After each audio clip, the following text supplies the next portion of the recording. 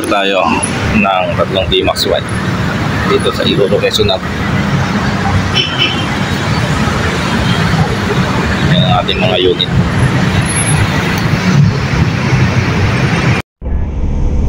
Hindi ko ito boboto. Wala ko bobotong artista. Wala ko ibobotong anak ng mga politiko dati. Taon natin magtitis na naman yan kung magkamali tayo. Kaya check ko na lang kung sino yung mga bago. Hindi lang iboboto ko. Base ba ako binabahayan? Tutok lang ano yan.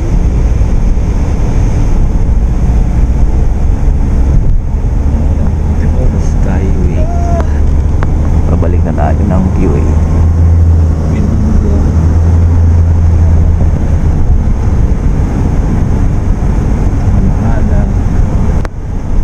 Pwede ba kayo?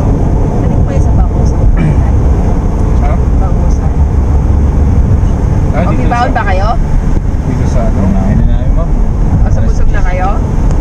Medyo nabawasan na yung almusal lang yun. Almusal Biglang nabawasan lang yun. Almusal lang yung kinain. Ano, dali mo doon? Hindi ko ka sa Roses. Process ba yun? Oo, Bangusan. Parang sarap-sarap na Sa na. may tapat ng Fisher Pond. Kamana ka doon. Importante daw mga sila sa bawlang. Kami po lalo na sa port. Pero siyempre, kailangan mo din intindihin yung benta mo dito sa opisina. Kasi yung isang benta mo sa opisina, baka ako pag naka-tempo ka, ikita mo na ng buong buwan doon sa tindahan mo. Pwede naman ako habang nagtitinda ka, nagma-marketing ka kasi cellphone lang naman ang kailangan sa amin, di ba? Parang hindi daw niya kaya mag-multitasking. Hindi na nga, bahala ka na ulit. Ano yun Russell? May, yung binigay ko sila ano?